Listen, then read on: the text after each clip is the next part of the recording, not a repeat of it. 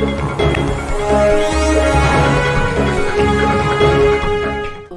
जिस प्रकार से आज आजमगढ़ हुआ, क्या कहना चाहिए? पहले तो आप स्कूल में आए, जिस तरह शिक्षा को लेके बात कर रहे हैं, शिक्षा में बहुत बड़ा नाम किया, आदिवासी की बात कर रहे हैं। शिक्षा से सभी समस्याओं के ताले खोले जा सकते हैं। जैसा समस्या हो उतनी बड़ी शिक्षा चाहिए, और शिक्षा जो एक भावना से होती है। मैं अभी चाहता हूं कि जितने भी शिक्षा प्राप्त कर चुके लोग हैं, चाहे वो एजुकेशन क्षेत्र हो चाहे किसी क्षेत्र में पढ़े लिखे लोग हैं, उनको सरकार की व्यवस्था से सब लोगों ने पढ़ा है। सरकार ने अवसर प्रदान किया और सरकार की व्यवस्था जनता ने दी अपने पैसे से। तो सामाजिक ऋण चुकाने की भावना लेकर जो गरीब छूटे लोग हैं, जिनके पैसे से हम लोग पढ़े हैं, उनके प्रति भी भावना हो कि उनके बच्चे कैसे पढ़ेंगे, आगे बढ़ेंगे।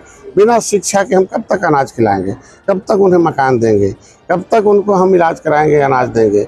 मैं चाहता हूं उन्हें शिक्षा देकर आप स्वावलंबन आत्मनिर्भर बनाने का प्रयास किया जाए।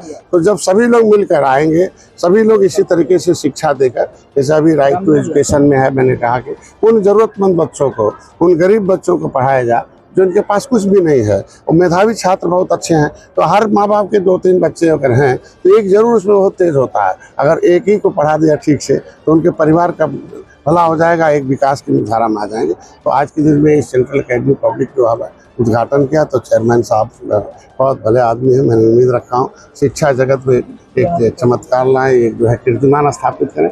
इनके ब्लॉक है आज बड़ा, मतलब हम लोग भी जब स्कूल में जाते हैं तो हम लोगों को प्राइमरी स्कूल नज़र आता है। जब बोरा लेके जाते थे, साफ करके बैठते थे, 5 किलोमीटर जाते थे। लेकिन हमारी सरकार ने अभी प्राइमरी स्कूल को भी एकदम एकेडमिक के बराबर उनको मेज, कुर्सी, टाइल्स, मतलब उनको अच्छा लगे, कोई भेद ना हो। और जो बड़े बड़े स्कूल हैं उसमें भी हमारी सरकार ने कह दिया कि नहीं, गरीब बच्चों को कुछ परसेंटेज पढ़ाया जाए। वो जो है अधिकारी भेजते हैं सेलेक्ट करके, लेकिन उसमें कुछ चालाक लोग हैं, अपने बच्चों को सेलेक्ट करा लेते हैं। तो अभी उनसे भी उम्मीद रखता हूँ कि उनका सलेक्शन कराएं। तो ये आज के दिन में उद्घाटन करना था। और क्योंकि संवैधानिक जो अधिकार न्याय यात्रा हमारा चल रहा है, जौनपुर में है, वहाँ अधिकारी है। और चूँकि बजट का लास्ट सेशन चल रहा है तो विभाग से कोई बैठक भी करनी है, उसको करने के नाते थोड़ा सा सवाल संबंध से आपने संबोधन किया था, उसमें दरोगा की बात की, जो आप उसके बारे में आप समझ सकते हैं। देखो होता क्या है कि लोगों को उसको सच्चाई में तो जाते नहीं हैं। कब किन परिप्रेक्ष्य में हम लोगों ने उससे बात की थी। जब रक्षक भक्षक बन जाएगा तो आदमी को आत्मरक्षा में कुछ भी कदम उठाना पड़ेगा।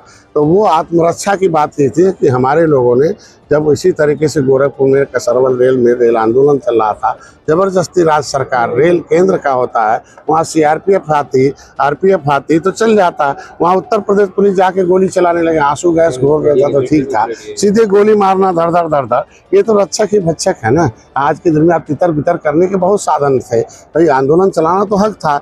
और वहाँ जो है एक वर्ग के लोग थे, सारे यादव थे, सिपाही सब थे, फर्जी मुकदमा चला दिया। नतीजा हो गया कि गुस्से में आए हमारे लोगों ने कदम उठाया। तो जब वहाँ भी आदमी जो अपराधी है तो जो अपराध किया उसे पकड़ा जाए, उसे जो है पकड़ा जाए और उसे जेल भेजा जाए।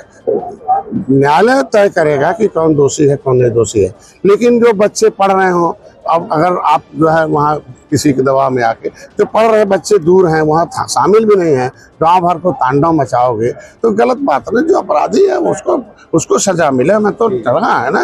लेकिन सबको अपराधी बना लीजिए, पढ़े लिखे बच्चों को। अब एक बार डाल देंगे नाम तो 20 साल मुकदमा चलेगा, नौकरी नहीं पाएगा तो कहाँ चला जाएगा। तो ऐसे में मैंने कहा कि रक्षक फिर भक्षक बनेगा, तो फिर उसी तरह का कदम जो है उठाकर अभी वो ये नहीं वो समझ रहे हैं बस सीधे साधे निषाद हैं। सीधे साधे कहाँ है? मार्शल कौम अंग्रेजों ने तो डिग्री दे रखा है कि देश को आज़ाद कराने वाले हैं, मुगलों को मौत को घाट उतारने वाले हैं, अंग्रेजों को मौत के घाट उतारने वाले हैं, संविधान बनवाने वाले हैं, भगवान राम को भी पार उतारने वाले हैं, मझधार में पार उतारने वाले हैं। लेकिन जरूरत पड़ेगा तो आत्मरक्षा के लिए तो खड़ा है। जबरदस्ती कोई नाम डालेगा तो अपने बच्चे को नहीं है, बेचारा भी स्कूल से आ रहा है, अभी शहर से आ रहा है, अरे गांव दंगा मार दिया, एक आदमी मर्डर हो गया, कल इसको भी फंसा दो। अब समझ सकते हैं ना। ज्यादातर तो न्यायालय में आधे से ज्यादा बच्चे छूट जाते हैं ना, आधे लोग तो दोष मुक्त हो जाते हैं। इसके मतलब दोषी क्यों बनाएंगे भाई? इसके मतलब रक्षक भक्षक क्यों बन रहे हैं? तो इंक्वायरी करें, बड़े अधिकारी किस लिए बने, एसपी रैंक के, सीओ रैंक के, जांच करें, जो सही हो उसी को जेल भेज दें। एक बार पकड़ के जेल में भेज देंगे ना, मुकदमे तक तो जाना पड़ेगा ना, तो उसका काला धब्बा लग गया। हम कह रहे हैं जो मेन एक्यूज हो उसे जांच करिए, उसे जांच के दायरे में लाइए, समिति गठित करिए, फिर उसको करिए और अपराध पर नियंत्रण करें, इस परिप्रेक्ष्य में मैंने कहा था। और उसका दूसरा मेरा कोई श्रेय नहीं। लास्ट एक वर्तमान राजनीति चल रही है, विपक्ष लगता है हमला करता, चाहे वो अपराध की बात हो, अपने कार्यकाल की बात करता है कि मेरे कार्यकाल में ऐसा, और वर्तमान कार्यकाल चल रहा है। उनके कार्यकाल में कौन थे? उनके कार्यकाल के जितने लोग थे वो जहाँ जाने वाले थे वहाँ चले गए, जो ऊपर जाने वाले थे ऊपर चले गए, और जो है जेल जाने वाले थे जेल चले गए, और जो उत्तर प्रदेश भागने वाले थे उत्तर प्रदेश भाग के चले गए। आज के दिन में उनके समय दंगा फसाद, मुसलमान हिंदू राइट होता था, महीने महीने दुकान बंद रहती थी, गरीब खाने में न मरता था, जल जाता था।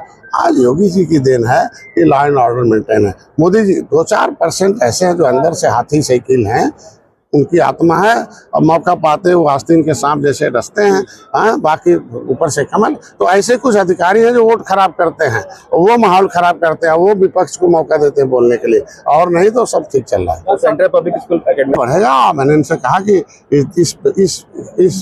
इस एकेडमी के अंदर से जितने बच्चे आगे बढ़ेंगे उतने स्कूल आगे बढ़ेगा। यहाँ डॉक्टर, इंजीनियर, अधिकारी, कर्मचारी बनेंगे, ऑटोमेटिकली प्रचार हो जाएगा। मतलब अपने